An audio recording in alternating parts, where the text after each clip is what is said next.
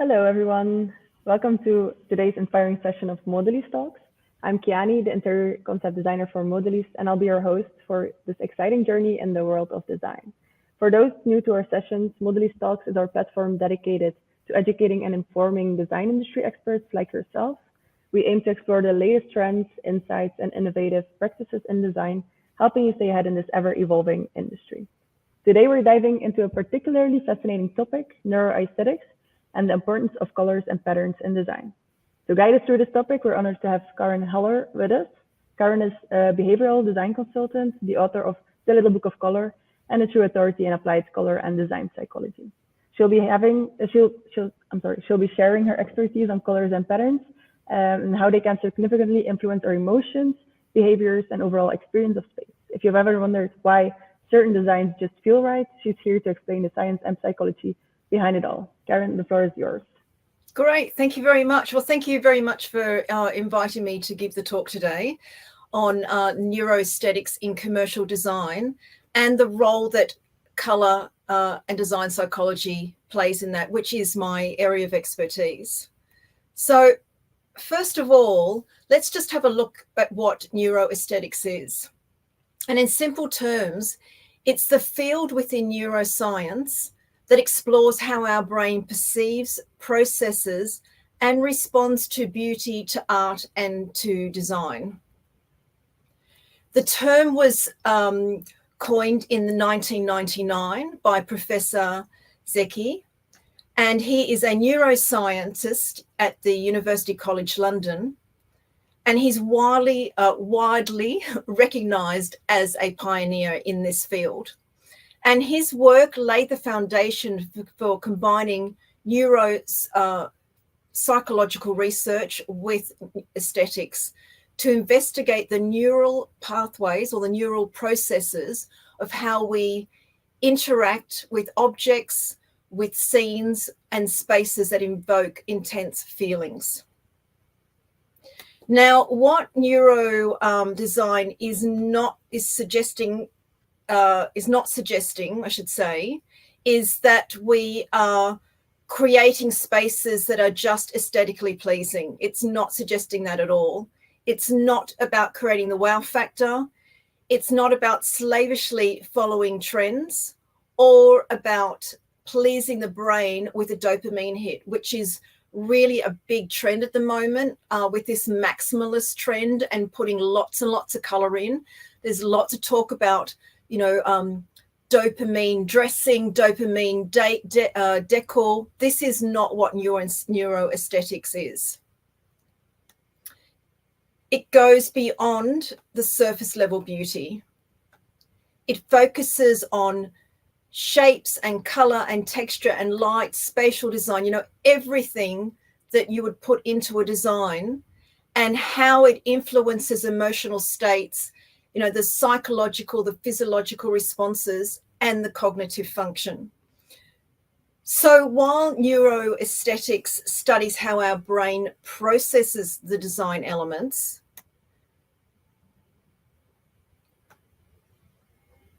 I've gone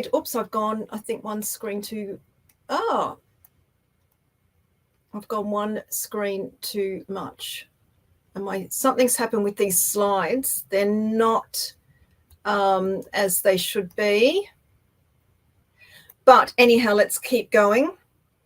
So our aim as designers is to create spaces that are both visually appealing and that lead to desired outcomes of positive health and positive health, mental health, and also well-being.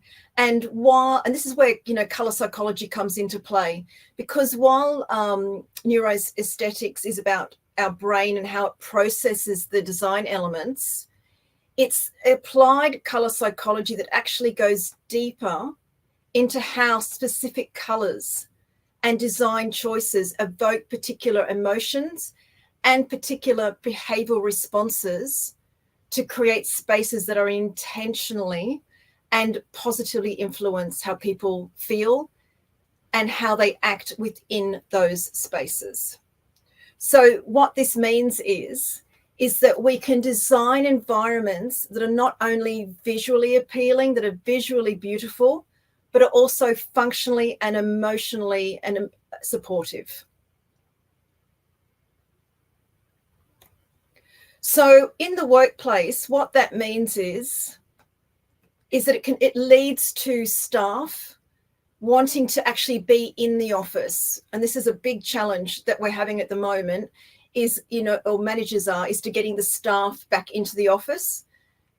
And that's been post-pandemic, it's been quite a challenge. Because what you want to do when they're in the office is you want them to feel supported and safe, and so that they can do their best work and so that they can thrive.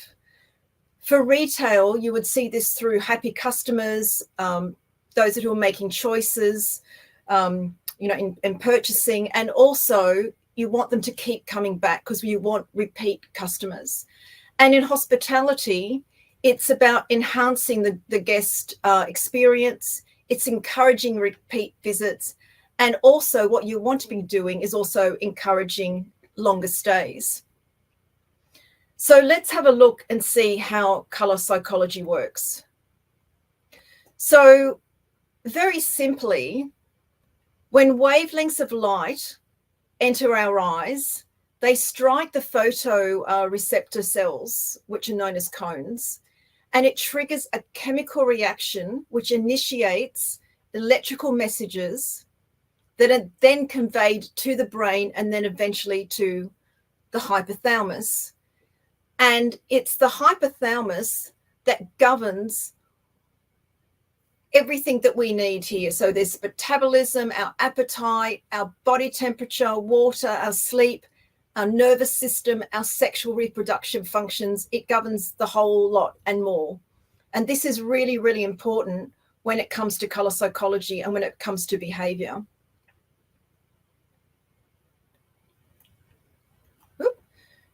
So what that means is that color isn't just a visual stimulus. It creates a physiological change within us.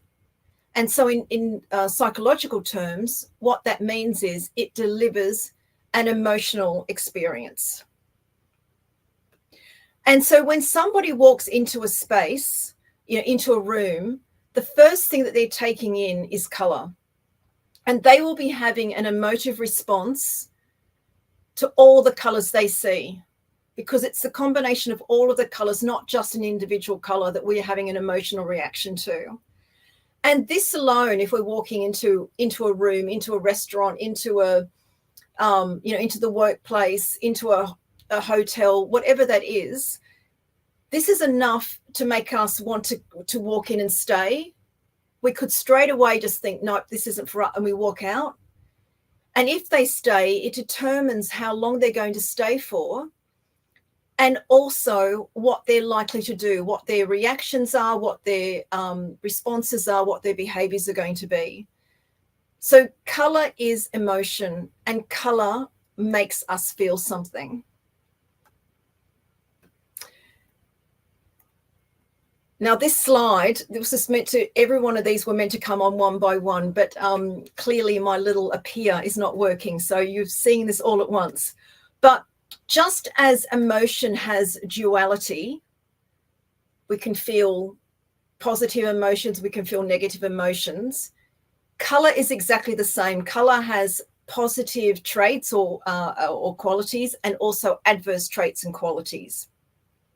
So, for example, red relates to how we feel physically. So we can feel physically energized, physically motivated, but we can also feel overwhelmed, and we can feel tired, and we can feel annoyed. With orange, which is my favorite color, we can feel the fun and the joy, but it can also be seen as frivolous and not being taken seriously. Yellow, I'm sure we all know, is the color that represents happiness. It's uplifting, like we feel when it's a sunny day. If only it was today. Today's very, very grey here in Kent, in England. But it's how we feel on a sunny day. It lifts our spirits. It lifts our self-esteem. We feel much more confident. But the adverse side of yellow we can feel anxious, and we can feel fearful, and we can feel very irritated, and that kind of irrational annoyance. Green is the color that represents balance, harmony. It's, it represents being restful and feeling very, very reassured. And we feel this because when we see green, and before, when we used to live more in nature and we were very connected to nature, when we saw green, we knew that meant life. We knew that meant food. We knew that meant that was for our survival. So we have this very innate connection with the color green. But on the adverse side, we can feel very bored and very stagnant, and it can make us feel very, very in a way, very tiredness and unmoving. Blue is the color that represents, and it happens to be, it always comes up in a lot of these, research, these surveys, that blue is the world's most favorite color. But they never say which blue it is, do they? They just lump blue as blue. But blue is, comes across as being very trusting and very reliable and very dependable. There's some of the positive traits, but it can also come across as very aloof and very cold and very unfriendly. And I just want to bust a myth while I'm here before I move on to purple. And this is with all colors, is that what ends up happening is, and this is where I think color psychology has got a bit of a bad name, or seen as something as very, very simple and very, very simplified, is that it seems to be out there now that all blues are the same, all yellows mean the same, all reds mean the same. And that's not the case at all, because we have cool blues and we have warm blues, cool greens and warm greens. We have blues that are tints, we have tones, we have shades, we have very soft, soothing, light blues, we have vivid blues, we have very, very dark blues. All of these, and also we've got blues that are cool, like the blue-based, and the warm yellow-based blues. All of these will give there's a different nuance, and there is a different positive qualities that connect with each of those nuances, and each of those changes is the same as with the negative. So we often think that, all greens, so I've got here balance and harmony, but not a lime green. A lime green is really, really vivid, and that is not at all relaxing. A magenta pink is very different, and the qualities and the energy and how we feel with the magenta pink is very, very different to a really soft, warm, yellow-based, like earthy pink, because magenta pink is very vibrant and it's a blue-based pink. Very, very different energy, very, very different responses, and very different qualities that are attributed to that. So I just wanted to say that, because it's quite something I've been noticing a lot, where people just where I see written in articles, I see it on the good old Dr. Google, that this is how simple color psychology is, and it's not. It's actually very complex, because it is very, very nuanced. So I just wanted to add that in. And also with purple. So purple, when it comes to color psychology, is the color of self-reflection, and the color of, it is spiritually aware. It is the color that where we have this inner connection, this inner knowing. But it also can make us feel very kind of withdrawn, and we can become very introspective, and we can even like navel gaze. We can kind of not lose touch with the reality, but there can be a sense of this, a disconnect. So that's what purple can give us. All right, so what I'm going to share with you now is just a couple of examples of just a few colors and what they and just share with you about them in the in different contexts.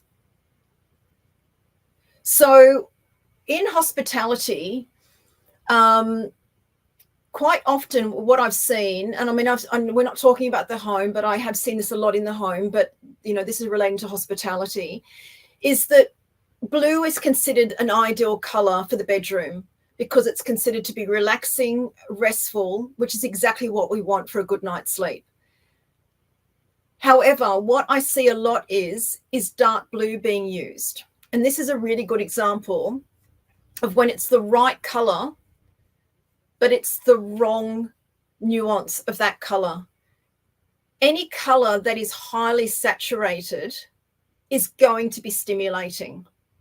Any color that is low in saturation is going to be soothing. And then you've got everything in between. So a dark blue, what it ends up doing, and blue, when it comes to the psychological primaries, blue relates to the mind. So what it's likely to do is keep the mind active. So dark blue is a great color to have in the scheme when it is a function that you want to keep the mind active. Again, it's what type of blue, because is it a warm blue? Is it a cool blue? How much of the blue? There's a lot of factors in there, but it's a good color to have around if you want to have mental focused concentration. But it's the exact opposite of what you want in a bedroom. So great example of the right color, but the wrong nuance of that color. Right. So the next example that I have is gray and white and black as a combination, because this was really, really heavily used pre-pandemic. It was, and please don't look at this as a good idea. It's this picture isn't to say, oh, this is great design or bad design. It's just there to so you've got something to stimulate your mind and something to think about. But black, gray, and white pre-pandemic was considered to be on trend. It was considered to be really, really modern, and as a timeless design. Timeless design aesthetics was always considered to be colors that were very low in saturation, or what was considered to be a neutral. And I'll go on further on to explain what, my thoughts about neutral colors, but I'm sure you'll maybe already have worked out why there is no such thing as a neutral color. But for the majority of people, gray, white, and black is going to feel really cold. It's going to feel impersonal. It's going to feel emotionally draining and really, really tiring. I'm not saying everybody, it is for the majority of people, they will feel this way. And they won't feel supported or motivated to do their best work or thrive. We don't live in a grey world. I mean, I'm saying outside, it's very grey outside. And I'm sure some people in the UK might question that. But we don't say, oh, I love grey days and I love being in grey. So why would we expect people to work in a sea of grey? And I know what this feels like, because I worked for many years in corporate, and it left me so uninspired, and it left me so tired and drained at the end of the day. It's no wonder people grab for coffees, the 4 o'clock, coffee slump. We're tired, we're not inspired, we're not motivated. There is nothing about grey that is motivating. Now, I just want to say that there is no such thing as a wrong color, right? So I'm not slamming grey, but it just depends on where and how it's used and what the context and what the reason is. So grey is a great color if you want to hide something in plain sight. I mean, it's what they did in World War II, right? With battleships. They painted them grey so that they weren't seen. I mean, look at the size of them, and they, so they weren't seen on the seas. They also did that with planes. So it's great to hide something in plain sight. And I know a lot in care homes, they will maybe even paint doors grey or do things so that the residents don't see them. It's a great way to hide pillars, pipe work, hide doors, because grey recedes. Grey doesn't want to be seen, and grey wants to hide. Grey pulls back. So it's a great colour to use in that perspective. But right now, while managers and companies are trying to entice their staff back into the workplace, really using grey, black and white is like going back a step. Now is the time really for what we've learned is to now, really move forward. And I have to say that no amount of plants, no amount of pops of colour, will help this. Because all this is doing is putting a plaster or a Band-Aid over the underlying problem that is still there. So what is all of this, what is this all showing? It's showing that colour influences our behaviour. And why is that important? Because we are using colour to influence how people use the spaces that they are in, how they work, how long they stay, will they come back? I know in the workplace, people have come to work and then they don't want to come back again, because why would they? If they've got everything they want at home, they've created a space that is comfortable for them at home, why would they want to come back? For restaurants, for cafes, for any kind of retail, or hospitality, they then decide who they're going to spend their money with, and where they're going to go. And when I work with my clients, I don't focus on a mood and I don't focus on a feeling. I think we need to move away from this. I focus on behaviors, and the reason why is because we can't see a mood and we can't see a feeling. I have no idea whether I have a successful design or created something successfully for my client based on a mood or feelings. What I watch for are the behaviors, because what I'm looking for are the right positive behaviors within that particular space and what they are doing in order to know that I've got the scheme right. And what's even more important, which is exactly what neuroaesthetics does, what's really important with this is that this makes colour measurable. I've been told for many years colour's not measurable and you can't measure it, but you can, because I found a way how to do it. And with the process that I use, colour is measurable. So colour is always influencing how we think, feel and behave, whether we are conscious of it or not. And what is interesting, and that's for all of us, is that we are all only about 20% conscious of the colour choices that we make. We make them on such a subconscious level. So thinking back, with the colour choices that you've made, like personally, in your home, yourself, and also for work and with your clients, when you think back, were you consciously aware of the impact that those colours would have?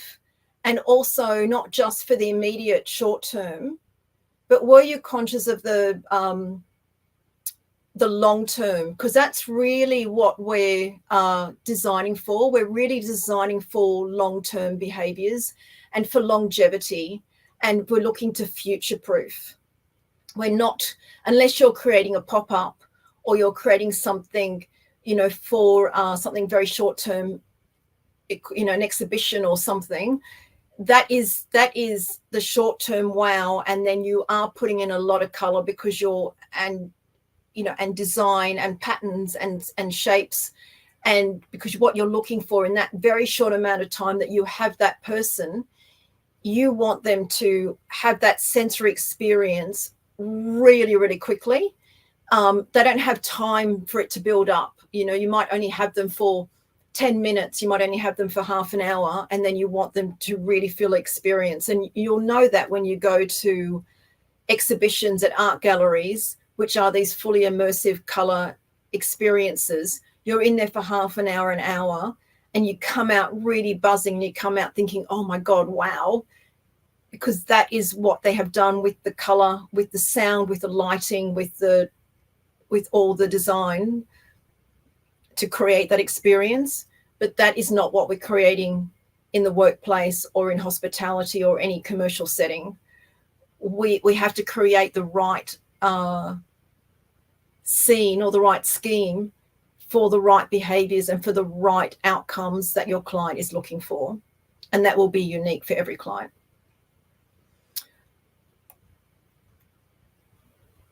Okay, so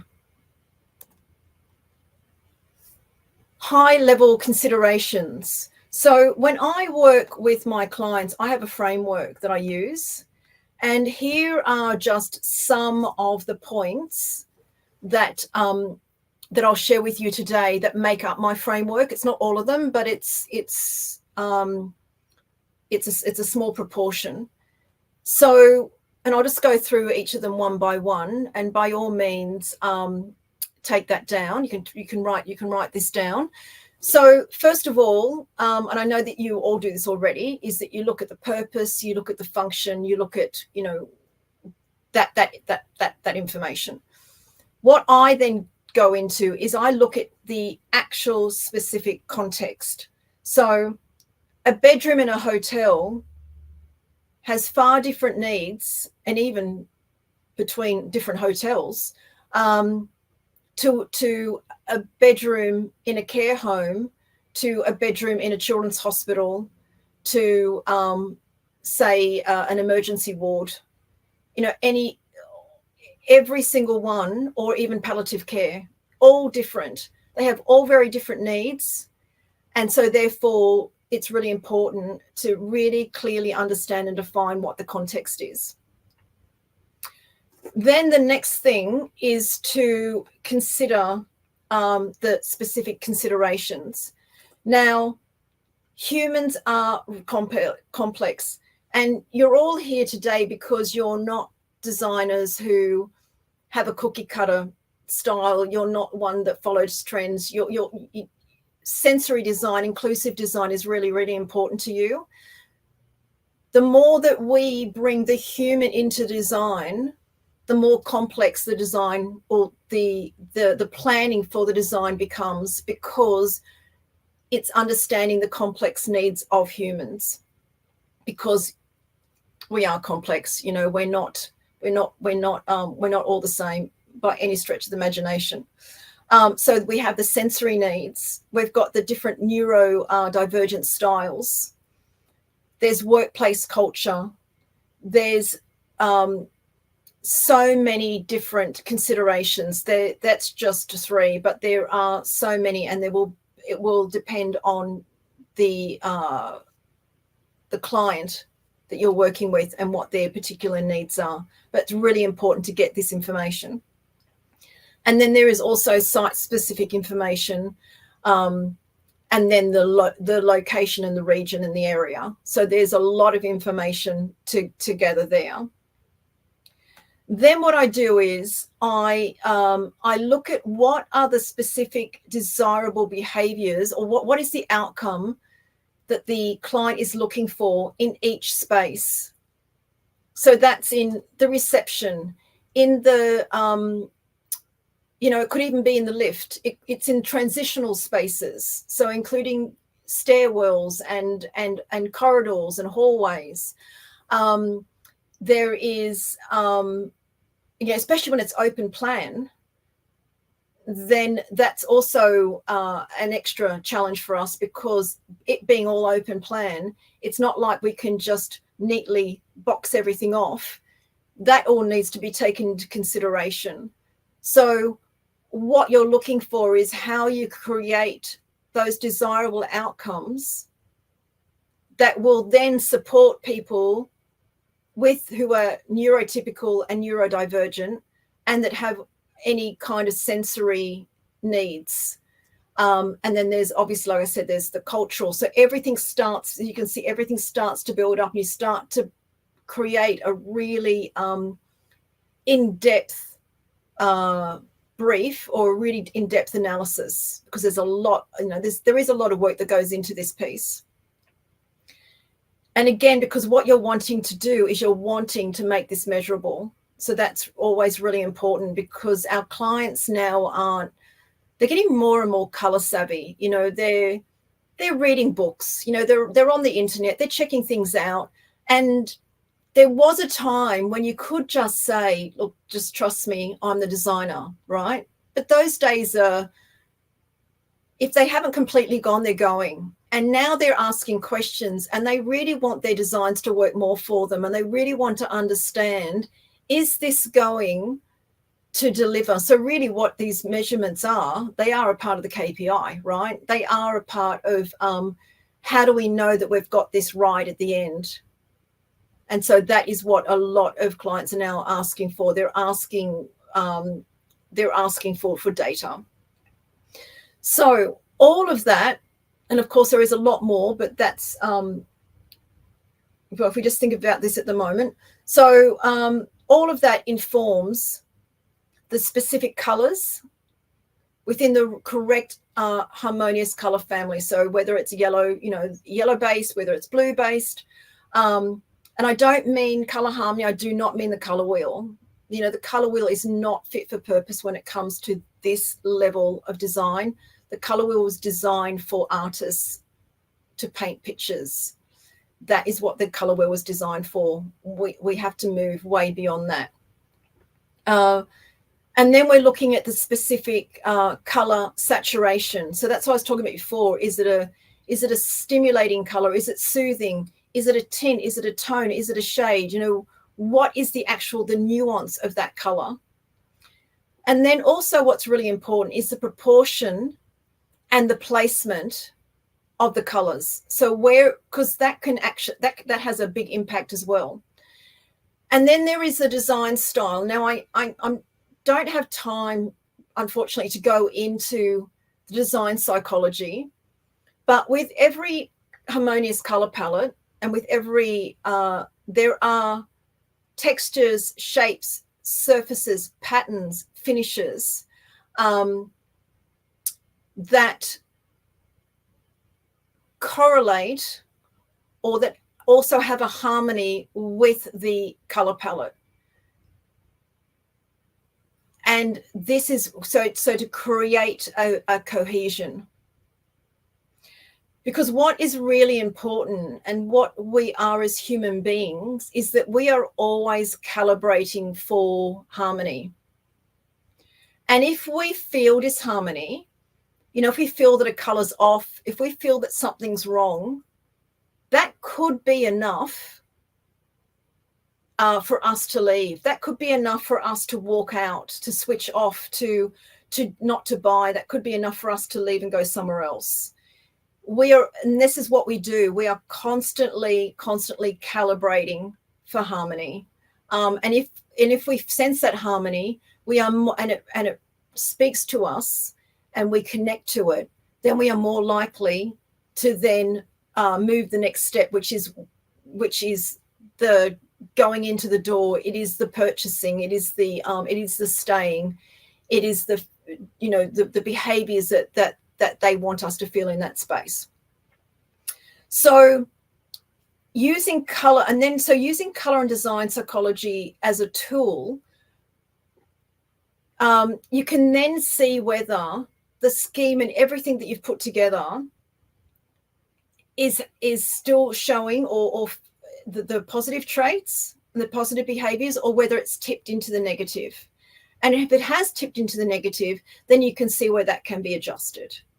Because you're at the point now where you're putting the schemes together. You've got your color boards. You've got your I don't want to call them mood boards. You've got a very clear idea of this direction you're going to go in. But then you can start seeing, actually, have I put too much of this color in? Is it the wrong saturation? Do I need to dial it back a bit?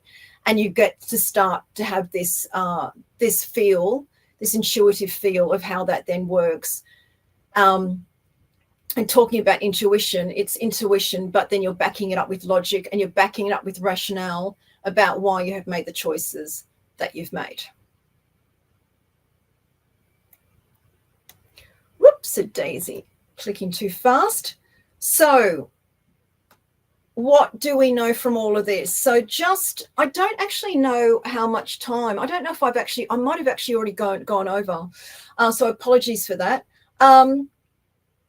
It's always different when you start doing on a webinar to when you do it yourself. And I actually thought I was under time. I'm over time.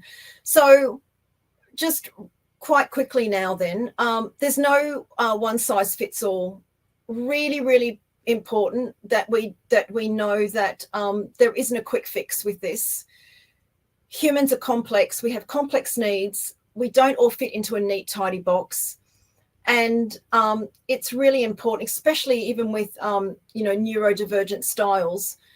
There is this belief that there is, a color palette one color palette will suffice and will work. And that's being bandied around at the moment. And that's actually really dangerous, because what that's often doing, it's saying that we are all homogenized and we're all the same. And it means that there's not a scope for us to feel.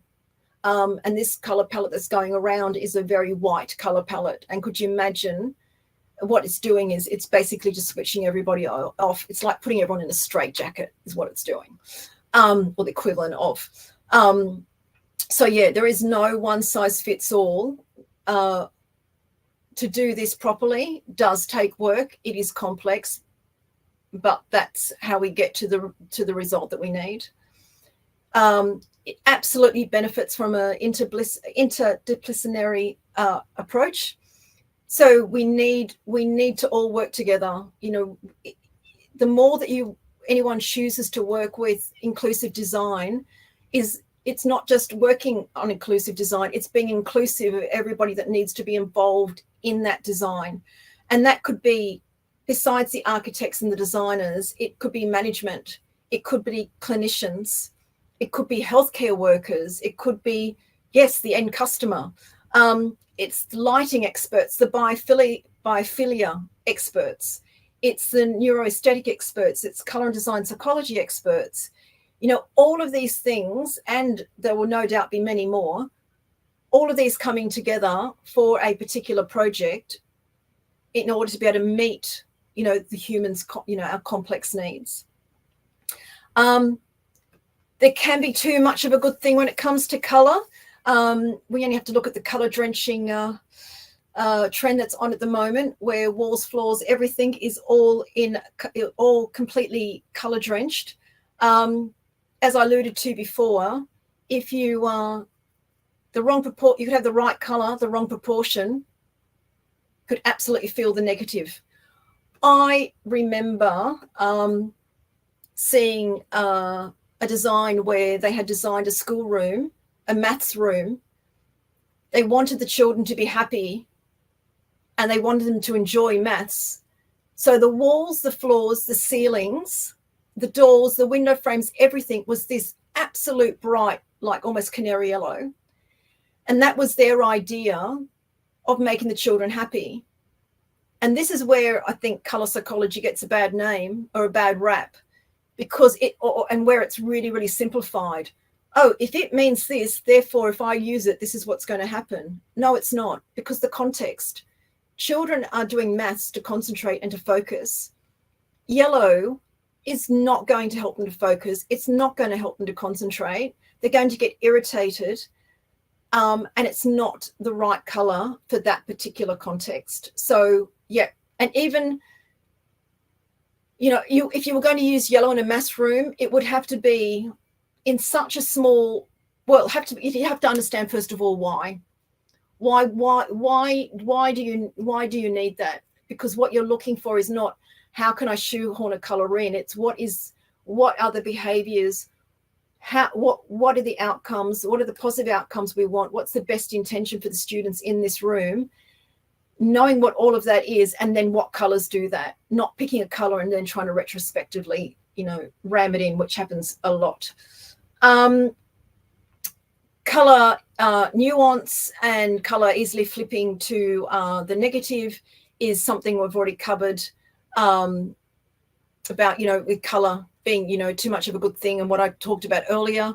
Easily you can flip it. There's no such thing as a neutral color. So I've even heard that raw materials, stone, wood, metals, etc., are considered a neutral. If we can see it, it's a color. And if it's a color, we will have an emotional response to it. So there is no such thing as a neutral, because we were always having some sort of emotional behavioral response to color. I've already mentioned about humans are constantly calibrating for harmony.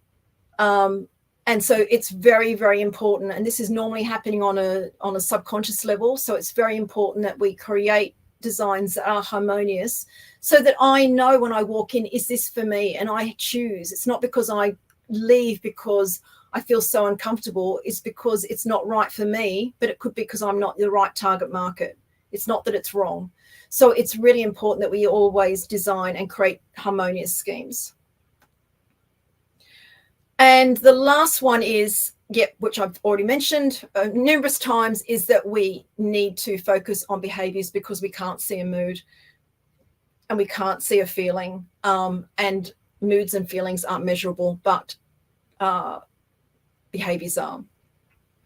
All right, so just to conclude, I just wanted to finish off before we go into the Q&A to say that ultimately we want to create spaces where people are not only just will live in, or and be productive, but we want people to feel safe. We want them to feel connected. And I think the most important thing, which is what we really need in the world, is that we really want people to thrive. And so that concludes the talk. And so now we'll move into the Q&A. And I do apologize for going way over time, but I hope, because it's such a massive subject, right? And trying to fit this huge subject into half an hour. I mean, so yes. Thank you, Karen, for the insightful, inspiring session. It was, of course, a bit short, but it was really interesting, really inspiring. So maybe next time we can hold a longer session. But thank you so much for sharing your expertise and shedding light on the powerful impact of color on the design. And I'm sure everybody will have a newfound appreciation for these elements and how it influences us. Now, before we wrap up, it's time for the Q&A, some questions. So if you have any queries or thoughts you would like to share, feel free to put them in the chat, and then we'll take a few moments to go through them. Yeah, and what I'd like to know is, what was your biggest takeaway? What was the one big thing that you'd take away from this webinar? That would be really interesting for me to know what landed. I see a lot of questions coming in already. Due to the shortage of time, we will discuss a few, but all the questions will be available on the website. So don't worry if I don't answer, or Karen doesn't answer your question. Let's see. This one was a good one. Any reason why blue seems more spacious than red? Does it have anything to do with blue being more trustworthy? Do you have any insight? What's the question you said again about red? So any reason why blue seems more spacious than a red color? Yeah. Well, if you're talking, it would be a light blue. And so any color that is very, very light gives the feeling, the illusion that there is more space. So the lighter the color. But what red with its intensity, because of the wavelength of red actually advances towards us the quickest. So when you go out and you go shopping, you'll see that the sales signs, that anything that wants to attract your attention, they'll do it in red, because it advances towards us before any other color. So that might be, it's the illusion that might be the reason. And because we notice that, and it's kind of so prominent, and it's so, kind of in our face, because red is like, here I am, I want the attention. that could be the reason. But it's not that blue is more spacious. It's lighter, low saturation colors give the illusion of creating more space. Okay, that's interesting.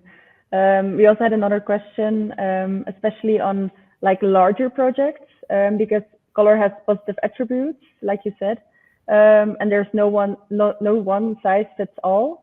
How do we design for larger spaces where, for example, offices and hotels, if one color annoys one person, but on the other hand, it could excite another? Like, how do you?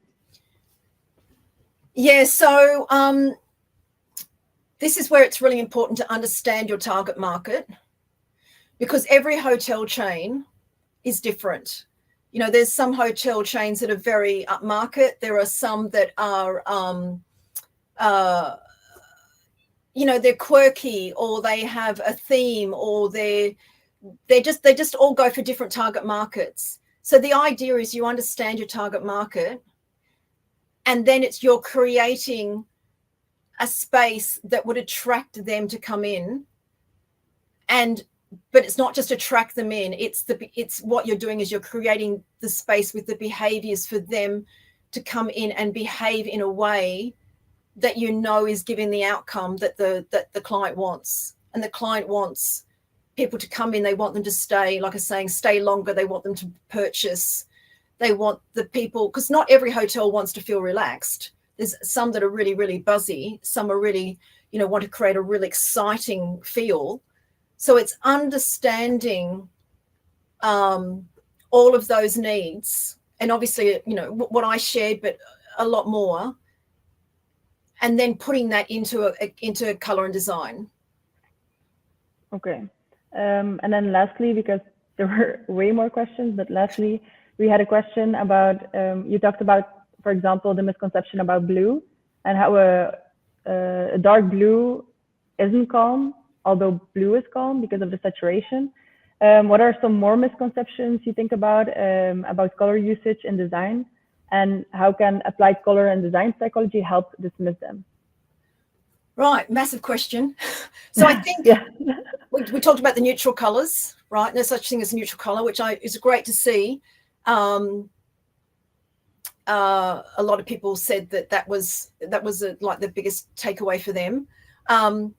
Where I mentioned magenta pink, like they said, pinks are relaxing, or pinks are soothing. Any pink that is, the Barbie pink is not relaxing and soothing. Magenta pink isn't. Schiaparelli pink, you know, all these really, really bright pinks aren't. Lime green. So if greens are relaxing, but lime green isn't, because the amount of yellow in it, it has so much energy to it. Turquoise blue isn't relaxing.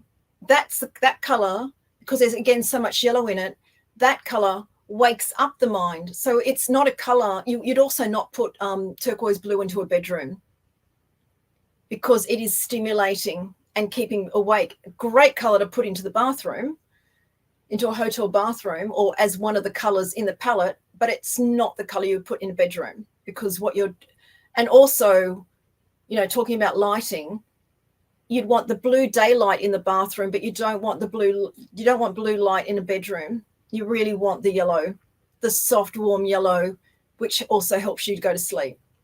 So I realized, you know, there's so many other factors, and obviously I just kind of narrowed it down to the color part, but there is everything else to consider. But yes, quite often, people think grey is very sophisticated, but for the majority of people, a grey is very, very draining. I remember once being in a cafe meeting a friend, and after half an hour I said, I actually have to leave. I was yawning so much, and I had to go because I couldn't stay in there. And it was an achingly hip, fashionable, you know, Nordic style cafe. I couldn't be in there. So yes, it's I think, you know, the more that you know about color, the more that you will then, when you're out and about and you're looking and seeing what you're doing, and even just in your everyday life, you'll become a lot more conscious, and you'll start observing and watching your reactions and your responses to how you respond to the spaces that you're in. That seems like an interesting thing indeed, that you become more conscious about the colors, because we're so used to like our environment that we don't really focus on it anymore. So that's a really nice way to refocus on. That was the last question. It was a big question. There were more questions and takeaways, but they will all be available on the website, like I said before. But thank you for the active participation today. Let's see. Yeah, thanks for the great questions, because there's great questions. Some of them are huge. So yes, my office behind me, yes, it's white because I haven't repainted. I'm in a rental, right? So and the landlord has given me permission to repaint. So I'm going to repaint. But behind me, yes, it is. It is. But if you could see the color around me. But yes, thank you for picking. You're prompting me to go and get that painted. And I'm going to paint it sky blue, because sky blue helps to, for me, well, sky blue is mentally relaxing and mentally soothing, but it also puts me in a state where I can be quite calm. I'm quite a kind of Tigger, lively kind of a person. And if I had a really, really lively color on the walls around me, it would make me just bounce off the ceiling. So by having a room painted in a color that is mentally soothing is exactly right for what I need to then be able to do my work. Okay. There's just one question here, which I just, let me see if I can see it. Is it correct that non-saturated colors make you feel more calm and more likely to stay somewhere? So non-saturated, so you're meaning low saturation colors are more soothing. So a pink is physically soothing. A light blue is mentally soothing. Different. They're all soothing, but they have different functions. They have different properties, which I didn't go into the psychological primaries because that's a whole other thing. But it's not that it would more likely make you stay somewhere. No, just because it's soothing or because it's calming. That may still not, because I can't be in a light blue that's grayed out. So there's a lot of light grayed out rooms, or there's like lavender or these really grayed out colors. They're very low saturation, can't be in them because they don't speak to me. So it's not as blanket.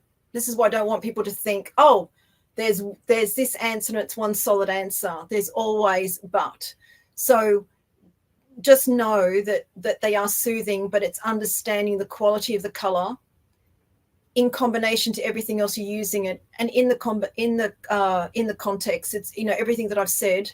It's all of that. It's not just taking one piece and going, oh, that's the answer. It is complex because we are complex. Hope that helps. Yes, and also a quick reminder that also the details of today's talk, along with the video, the recorded version of the webinar, will be also available on the website, and you will also receive it through email. So if you would like to revisit any part, it's always possible. Or if you want to share it with colleagues, you can also do it. And it will be in the inbox soon. And don't forget, sorry. Yeah, I was going to say, if anyone has any questions they'd like to ask, they can actually email me directly on karen@karenhaller.com. So you can see the spelling of my name there on the Q&A page. So karen@karenhaller.com.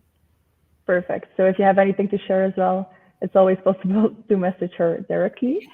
This is also only the first talk within the session of neuroaesthetics. We also have another modulyss talk, and we'll explore the innovations and technologies driving this field forward. And we will be joined by Amar Al-Namer. He's an award-winning creative director, and he will walk us through how digital color matching tools and color analysis software are revolutionizing the design world. So mark your calendar so you can also attend that one. And also a quick note for those working on new projects, we have within modulyss a floor plan design service. So if you need help with anything to bring your visions to life, feel free to contact and reach out so we can help with that as well. It won't be with Karen, but it will still be be worth it. And once again, thank you all for joining us today, and a big thank you to Karen Haller for having a wonderful, insightful session with us. Thank you for having me. I really appreciate it. Yeah, it was really nice. Thank you so much.